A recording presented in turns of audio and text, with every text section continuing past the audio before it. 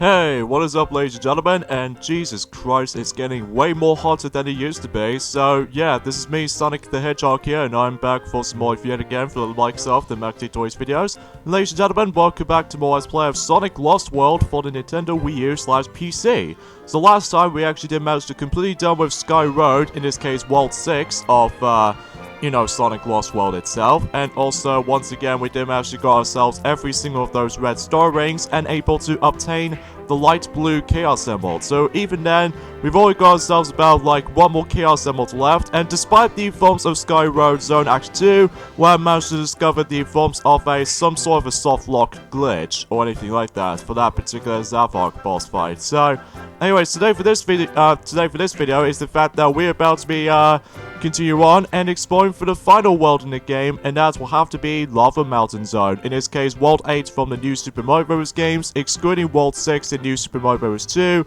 So even though once again it's going to take place in the magma lava setting. So even then, without further ado, let's get into the forms of Lava Mountain Zone Act 1, where rather than just actually getting ourselves a regular platforming level, instead, I think we actually come across into some sort of a boss, the boss rush department. So yeah, let's get this thing to it.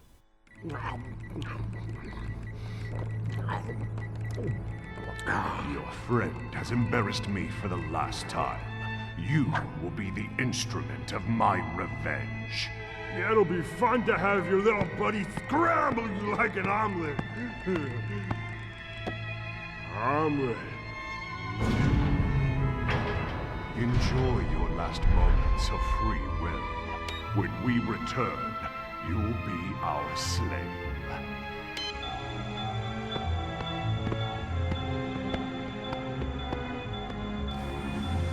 I've built a TV out of paper clips and reprogrammed a supercomputer using dishwashing detergent and a toothpick. I'm not even gonna need the detergent for this one.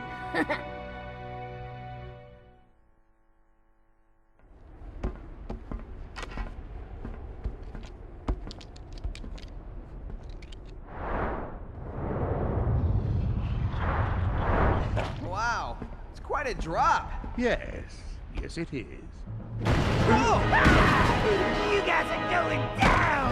This energy machine has made us way stronger!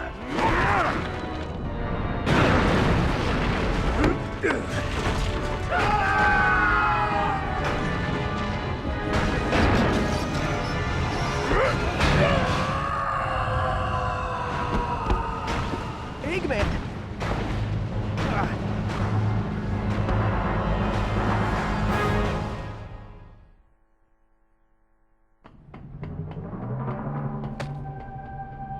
Time for some revenge!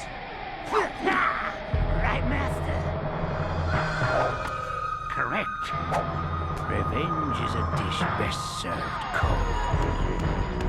Oh man, now you made me hungry! Let's hurry up and destroy him!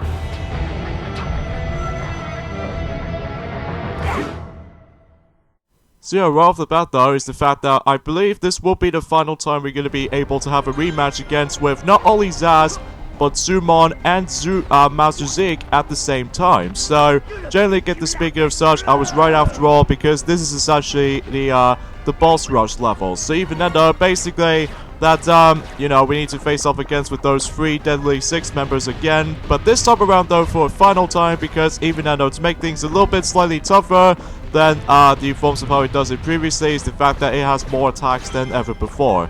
But however though, to me though, this is pathetically easy, if I do say so for myself. Especially noticeable how the fact that I just cannot believe that most of these boss fights in the Wii U version is incredibly laughable, to say the least.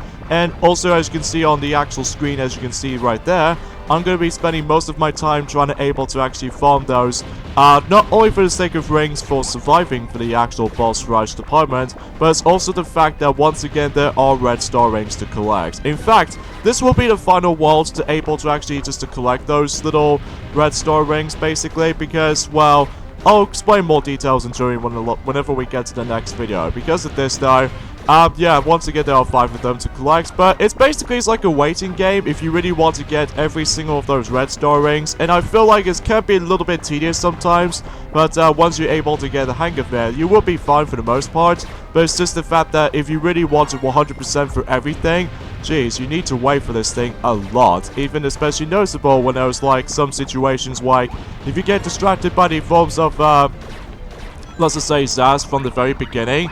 Well, there was usually the first 4 of those red star rings on the first section, but until when we get to the second part, which is usually fighting against with Zuman, then I believe we actually come across into the final red star ring, basically. So, once like it forms of how it does in every single Deadly Six boss fight, the best strategy for this particular boss fight is that, obviously, charged up a homie attack chain, and you weren't able to actually go ahead and you weren't able to finish them off completely. And then once you're able to defeat them, you're never going to see those guys ever again. Like, for instance, that we're never going to see Zaz until Mario and Sonic at the Rio 2016 Olympic Games shows up for Nintendo 3DS and Nintendo Wii U. But yeah, you get the idea. Eventually at this point is the fact that the arena itself might actually get a little bit tricky at this time and go forth, is because now the actual planet itself might actually start to break apart and reveal there's actually a lava, which, if you think about it, much like in the forms of any other single 2D Mario games, the lava is an instant death, so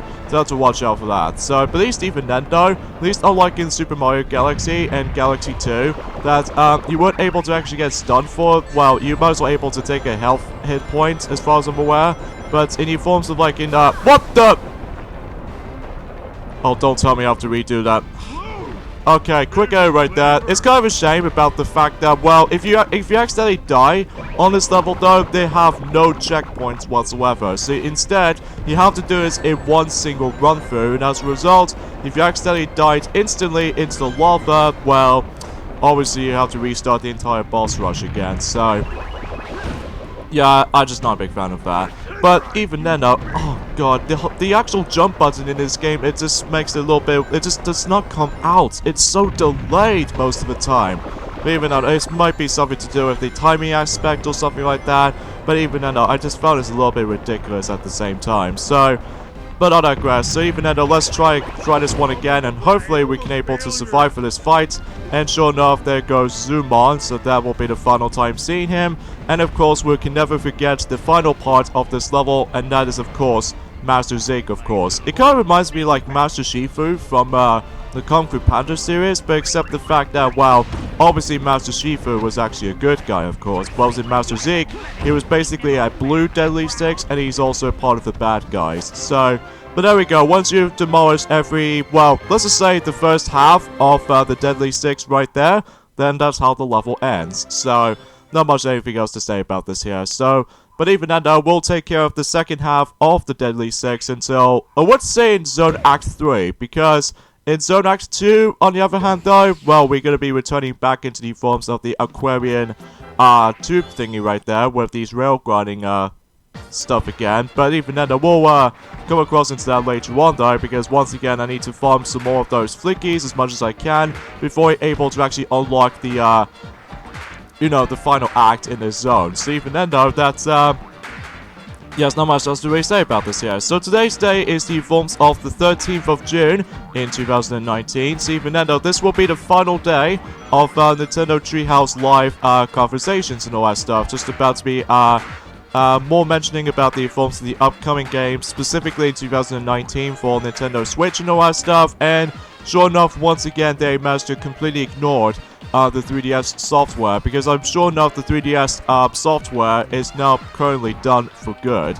Well, I'm not saying it's bad by any means for able to actually just to realize about the 3DS hardware as far as I'm aware. It's just I just want to able to move on to the next console at this point, which is of course the Nintendo Switch, of course, which is still ongoing even to this day. So yeah, you probably get the idea for that. So one thing I should probably mention about the forms of the water in this game sometimes is the fact that, well, one thing I forgot to mention about this ever since in Tropical Coast Zone Act 1, that you can't able to actually swim underwater on the Wii U version, whilst in the forms of on the 3DS version, you can go underwater, but much like in forms of how it does it on the previous Sonic games, well, you need to rely on the air bubbles, so even then, that way you can able to survive underwater as much as you wanted to. So even then, that's besides the point. Whilst the forms of the Wii U version, you can go underwater in the Tropical Coast Zone Act 1, but only for usage of the Drill Wisp, so even then though not just Sonic all by itself. I can assure to you because,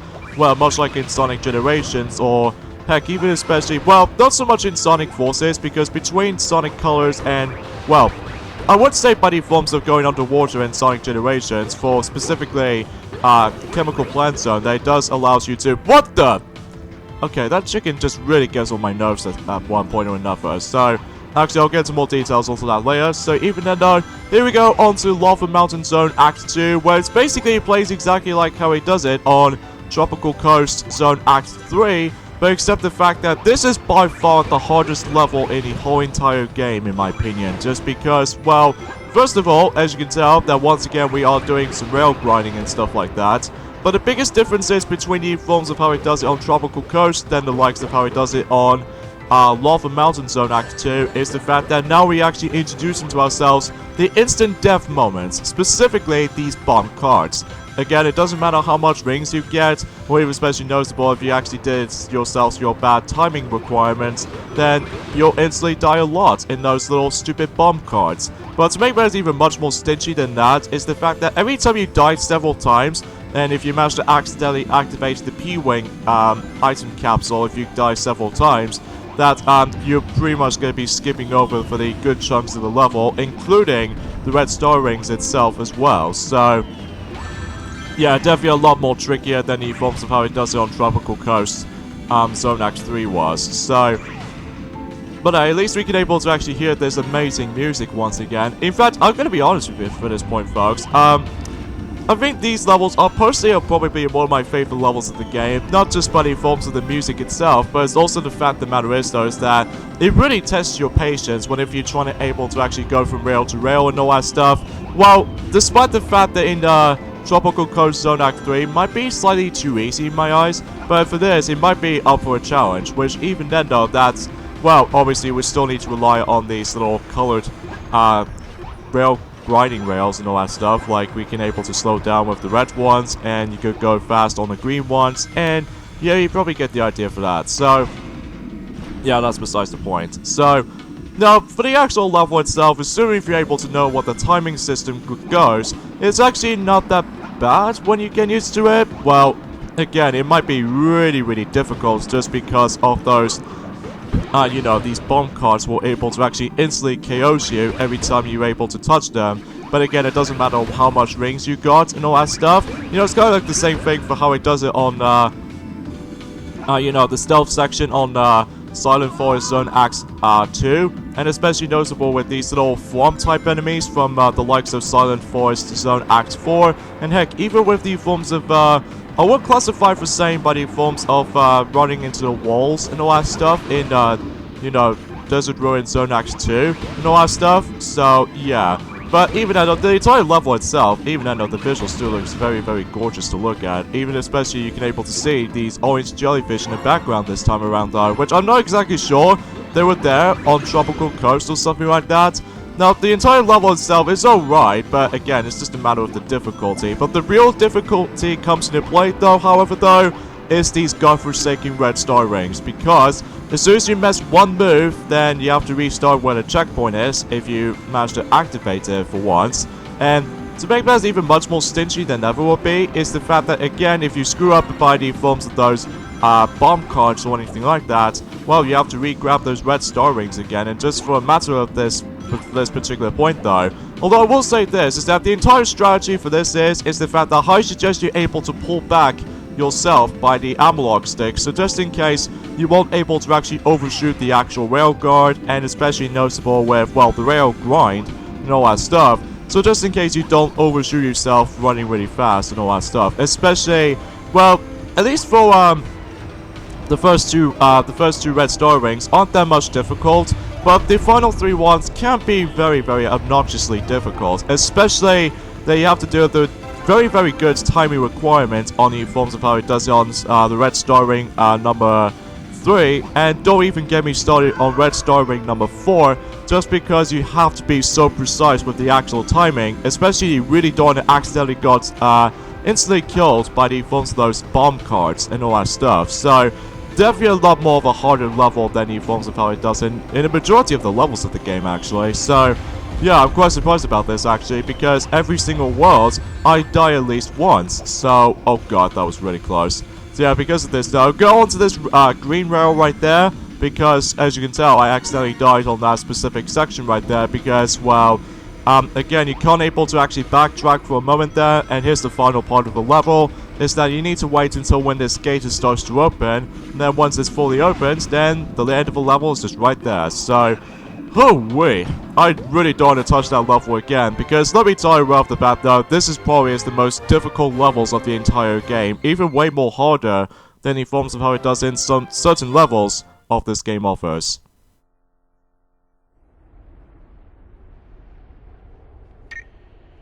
Amy? Knuckles? Anybody? Huh.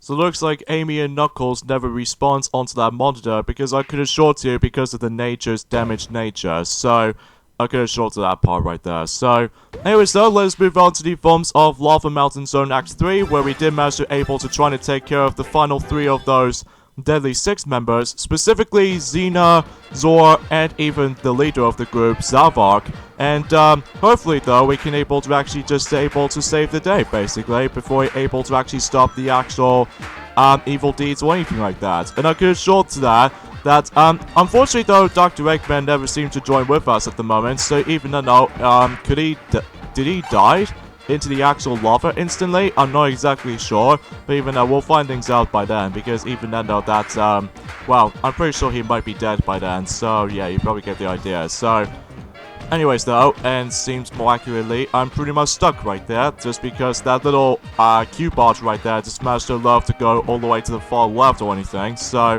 oh well though, we'll cope with it, I suppose. So anyways, you know that 3 ball right there, the one I mentioned this before, that way you're able to actually activate the third player, which appears to be Orbot joins in, so that will be the only effective on that particular part. So anyways, we got 225 of those flickies, so it's not that bad of a number, but again, I kinda wish there was actually more than that, so because of this though, we definitely need to, well, I'm pretty sure we've got enough as it is. So anyways, let's move on to the forms of Zone Act 3, that we take care of the final 3 Deadly Six members. Oh, I'm getting tired of you guys. Don't be so whiny, man. That's my deal. Give up now and join your friend. Tails?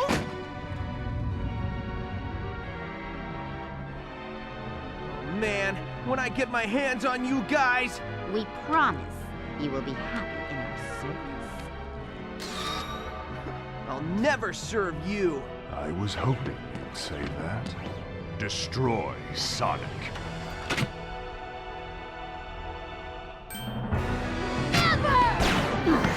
What? Good to have you back, Tails. I'll take it from here. So yeah, Tails has managed to now finally join with you after Silent Forest Zone Act 1. So yeah, it's about freaking time, potentially. So, one thing I don't understand about this is the fact that I have no idea why Tails managed to able to pull this off, to able to actually fake out the Deadly Six as a disguise as a robot. But either way though, it seems a little bit more of a somewhat of a missed opportunity, or is this mainly for something else? So anyways folks, here's another returning color power from Sonic Colors, and potentially speaking, that will be the final of the color powers that we might actually see for the time being, until later on whenever we get to the DLC videos and stuff like that.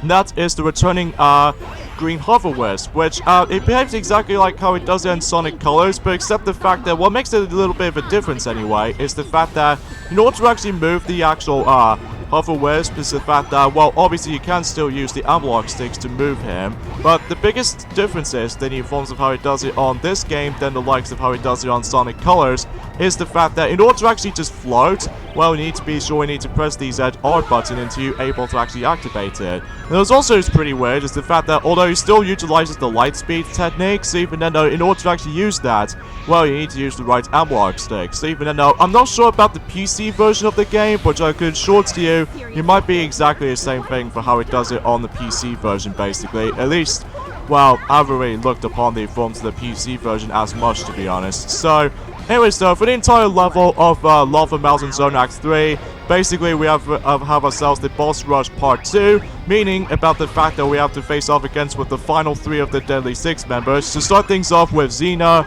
and I think it goes from the exact same order as in the world's progression, because for whatever reason on the 3DS version, the 3DS version doesn't make that much sense to me, because, well, again, due to the handheld limitations and all that stuff, because normally on the 3DS version, you go for the exact same boss fights as you normally do it from the normal campaign, but the biggest difference is of course the intense music, and especially noticeable with the different environments, which is usually on the, well, Lava Mountain Zone. And, also not to mention though, is the fact that I have no idea why Master Zeke was actually, alongside with, Zavok in Act 3 in the 3DS version, whilst in Act 1, for Zul'Mon and Zaz, but even then though later on we get Xena and Zor in Act 2 on the 3DS version, and it just doesn't make that much sense to me. Wasn't the Wii U version does seems to make sense to me, because obviously we may actually come across into them for the final time within a correct order due to the cutscene logic. So even then though,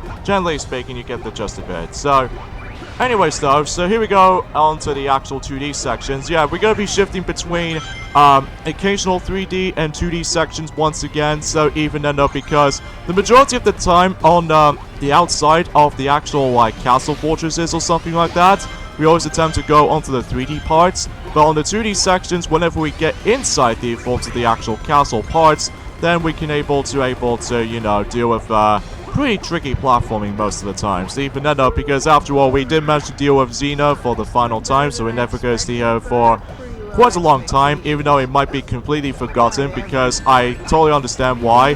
That most people seem to not care about her that much, because, well, obviously she doesn't make her appearance on any other certain spin-off titles, basically. Like, she does not make an appearance on, you know, Rio 2016 Olympic Games. I really don't know about Tokyo 2020 Olympics per se, but even then, we'll find things out whenever that specific time will come. So even then though, here's Zora, and this will be the final time we're going to be seeing this particular annoying idiot, because seriously, I just really can't stand him so much for these days, because, well, I understand there's altitude limits, or in his case by the forms of the altitude issues, but it's just I can't stand his voice. Well, usually his voice is okay, I mean, nothing really sticks out to my part. So anyways, so rather than just fighting him, instead you need to go all the way up to the top right there, and that way we should be able to break these little moving platforms apart. So yeah, you don't necessarily fight Zora. So even though the only time you do fight in this level is Xena, and especially noticeable for Zavok until whenever we get to the very end, and that will be about it. So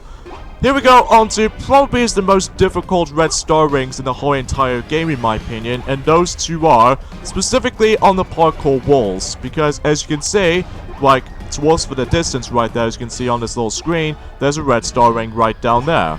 But to make things a little bit easier for those of you who can't be bothered to able to deal with the parkour system, because even then, there's actually a green hover wisp, luckily enough. That way you can able to actually grab the red star ring instantly. But here's the thing about this, it's a timing requirement thing, because every time you're able to try to jump off the wall, specifically if you go to that specific point right there, then activate it as soon as immediately when you drop off, even though sometimes it might be a little bit of a slightly delayed every time this happens to me, but even then, once you're able to activate that, then you should be safe without even like falling down to the, you know, the lava pit or something like that. And especially noticeable with, don't get me started on the forms of those cannonballs. Oh boy, the cannonballs. Now normally if you ever try to do it in the parkour moves or anything like that, you would expect it, if you manage to get one seriously get screwed over from that part, you would die instantly and fell into the lava below. So at least even then though, for the green hover wisp, thankfully though, is a lot more manageable when it comes to that. So, but anyways though, let's go and zip through those little trail of rings as you can see right there, to hopefully we can able to find ourselves our safest place. And sure enough, the fifth and final red ring should be onto those little cannons somewhere. Well, not these three right here, but the next two right here. So even that way we could... Oh wow, almost died right there. But anyways though, let's go ahead and free those flickies right there. And hopefully though, without any sort of deaths whatsoever, then you know, you probably get the idea for that. So anyways though, so generally speaking, we got ourselves all the red star rings in this level. So hopefully until whenever we get to the final level in this zone, hopefully this will be the final time trying to able to collect those red star rings. But there might be some slight differences here and there, which I'll point things out whenever we get to it. I don't know which one's the final boss is it going to be, but I'm sure enough to get adjusted it. So here we go on to the last section of that 2D tower section, and this time around though, if you manage to land onto these little spinning cartwheels, as you can see right there, those will tend to crumble once in a while. So, oh great, I didn't get a chance to able to get these extra lives, but that's okay because I've got about 72 extra lives right there, which is quite a lot considering how the fact that, you know, thankfully the patch did manage to fix that update, which I'm very glad about that still. But even I know you get the idea for that. So anyways, we come to a checkpoint right there and just, you know, keep on going up, and sure enough we'll meet up with Zavok, or the Zavok, for the final time. Now stand over here and charge your homie attack from here, and that's it. How pathetic is that? Oh, and still I managed to got hit by him by a few seconds notice, and you know, what the hell? Don't tell me you're just trying to copy Bowser, Zavok. Because that reminds me, Zavok kind of reminds me of Bowser in this game, because, well, obviously he's the leader of the Deadly Six, of course, but even that, that's as far as I can say about it here. So, ladies and gentlemen, we'll present to you, in my honest opinion, one of the most hardest boss fights I've ever come across. Because, if you think this boss fight was actually over for Zavok, well, turns out it wasn't over, because after when you're done with the first phase for him, well, turns out immediately that he just transformed into a bigger version of himself, you know, just like in forms of how he does it on New Super Mario Bros. DS, Wii, New Super Mario Bros. 2, and especially notable for New Super Mario Bros. U, then basically he transformed into the forms of bigger version of himself. So, but the biggest difference is here is the fact that it might be exactly similar to how it does on New Super Mario Bros. 2 final boss, against with Bowser, but the only major difference is that, oh, I'm trapped. Oh, jeez. I'm just really not liking this boss fight because, well, at least even then, in New Super Mario Bros. 2, on that final boss, well, at least it might be pretty simple and easy if you manage to get your accurate timing going, but for this, I had a lot of trouble with this guy. Even, it's not so bad on this first part, but the second part though, it will drain me a lot of lives instantly, because the only thing about this boss fight though is that rather than just actually going all the way up to the top, unlike the forms of how it does it on, you know, New Super Mario Bros. 2 for the Bowser boss battle, well, for a giant Bowser battle anyway, is that you need to able to use the bounce technique in order to actually just able to bounce those little red-looking blocks at him. So even though that way it deals the damage on giant Zavok. But here's the thing, you really can't afford to able to left behind because otherwise he'll destroy these platforms. And to make matters even much more iffy about this is that, again, if you go all the way up to the top, there is no continuous progression because it's all just limited. So, yeah, easily in my opinion one of the hardest boss fights in this game, and you will die a lot in this fight, or this guy, because, well, if you manage to know what you're doing, you will be okay. But I will say though is the fact that this boss is actually a lot harder than the forms of how it does it on Twinkle Snow Boss in Sonic Advance 3, even though it might be exactly similar to that, but except the fact that Revenant is able to deal with the you know, the partner system and all that stuff. So, and that pretty much does it for Zavok right there. So we'll see him enjoying in Mario and Sonic at the Rio 2016 Olympic Games, of course. Nice work! Now it's time for me to do my job and shut this baby down! It is off. Who could have done that? Me, of course. I needed some alone time to supercharge my mech after you got me past the SETI.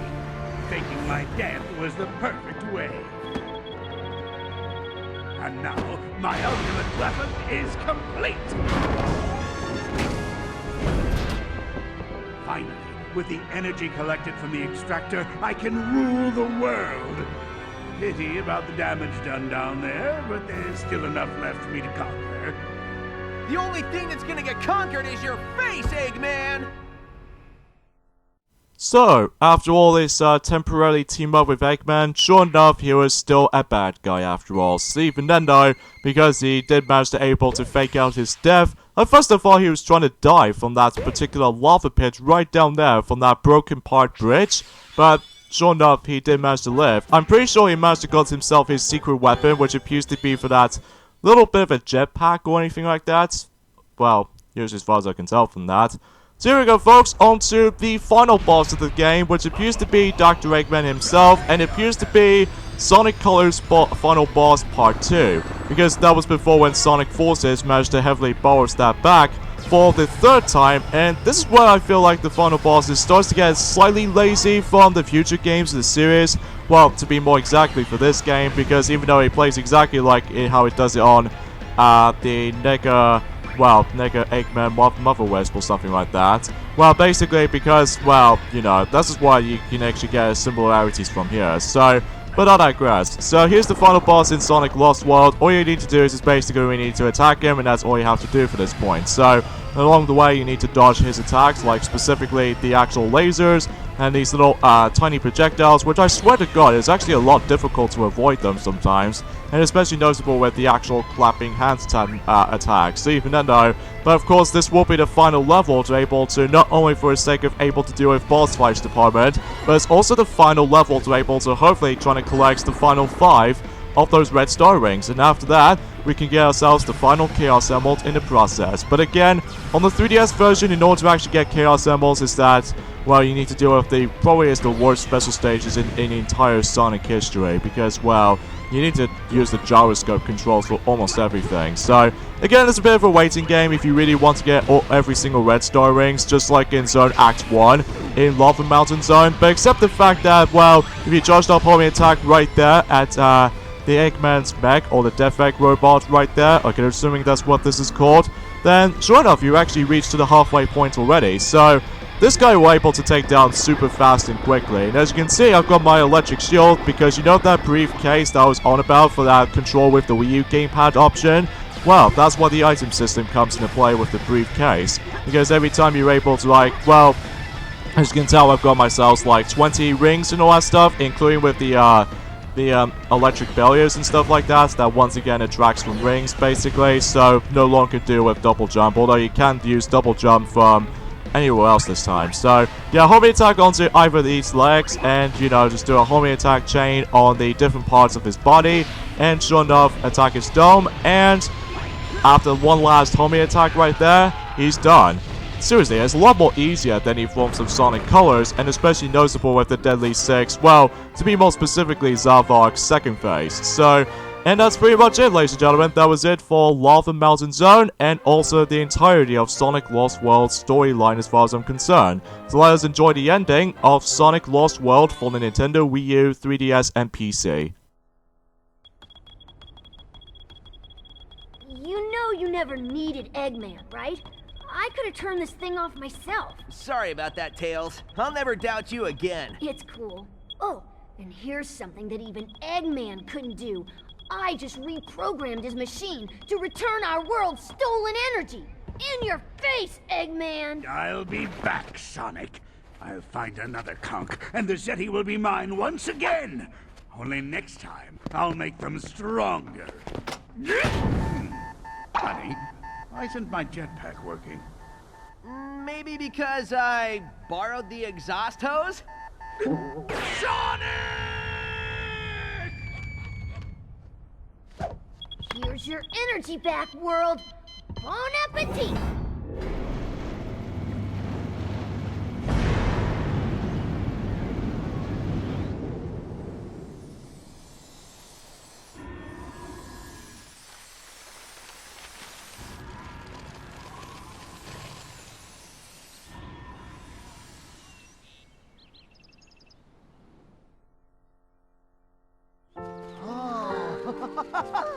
Yeah!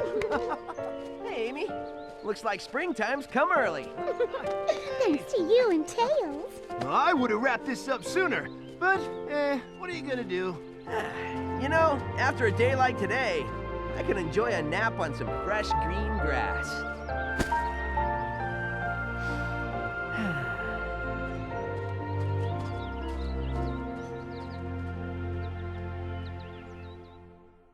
So at the end of the day, the actual nature has been restored, and somehow Sonic has managed to take his relaxation in the summer, well, at least the spring breeze and all that stuff. Again, the story is nothing that much special to begin with, which, even then, now let's get into the actual overall faults of the forms of Sonic Lost World, specifically for the Wii U/PC version, where I don't usually play the PC version because I'm most likely used to with the Wii U version. So, overall, what do I think of it? Easily to me though, between the three versions of Sonic Lost World, I will say the superior version will definitely have to be the Wii U version in my opinion. Sure, it might be a little bit lacking in consistency, but the levels themselves, especially noticeable in comparison to the 3DS version, it doesn't really drag any forms of how it does it on the 3DS version. Oh god, the 3DS version is absolute worst. Like, even then, let's get into the forms of the focus of the Wii U versions overall. What's the good part about the game? Well, obviously the graphics themselves, even on the Wii U/PC versions of the game, looks absolutely gorgeous. 60 frames per second, and the color choices, it really makes the game really pops into the screen. And the soundtrack is once again super catchy as ever, especially noticeable that, once again, I'm pretty sure the orchestra music does it once again, or presuming that matter. But even then, that's as far as memories goes, that's what I can say about it here. So even then, the gameplay itself, well, it might be a little bit different than in forms of how it does it on the Boost Formula titles from the Sonic Boost Formula Saga series, from like Sonic Unleashed, Colors, Generations, and especially Forces. Then, it's alright, I suppose, but even then, because I'm used to with the Boost Formula from the past few Sonic games and all that stuff. And by the way, the actual main theme of Sonic Lost World, if you couldn't tell from the actual background, it was actually known as Wonder World. So, I don't know who composed by this, but even though I'm also able to research that for myself. So even then, let us get into the forms of how the factor with the gameplay. It's okay, but even then, the actual parkour system might be a pretty cool idea, but it's for the most part entirely optional if you really can't afford to able to go after every single of those red star rings, of course. And aside from that though, the Wisp makes a return, but definitely not as fun to use than the likes of Sonic Colors in my opinion. And especially noticeable with how the fact that, let's get into the negative things before we're able to actually thought about my overall experiences overall. The only negative things about this game though is the fact that the controls wise, they're pretty decent overall, but the only quite a few times though is the fact that some controls managed able to mess me up sometimes, especially with the actual 2D double jump, or in this case the actual 2D sections with the double jump in mind. So that's a little bit of annoying and inconsistent moments, and also the forms of the story itself, as I said before, it's nothing remarkably special, just like the forms of how it does it on Sonic Generations, and even Sonic Forces as a result. And I think that's as far as I can say about this here, so even then, I hope you guys do enjoy this Let's Play. This is me, Sonic the Hedgehog here, and you should probably go ahead and buy it in case if you're really a Sonic fan, but if not, then you should probably get on the PC or the Wii U version. Don't get the 3DS version. So, guess what, ending stuff here, so join me next time on Let's Play Sonic Lost World, is that we're not exactly done with the game yet, because there's actually an 8th world we can tackle first, so that'll be for tomorrow, so see you guys then.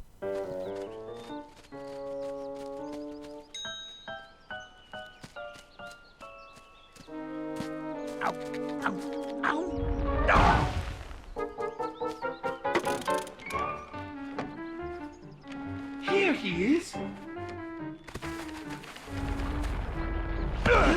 Took you long enough. Get me out of here. Boss, your face is... Yes, your face. It is good to see your face. Boss, your face... Is a little dirty. Let me wipe that for you. You're being weird. Let's get out of here before my day gets any worse. Why can't we tell him about his mustache? I think it's better to wait until he separates our heads. Then you can tell him and get all the glory. Great, thanks! What's wrong with my mustache?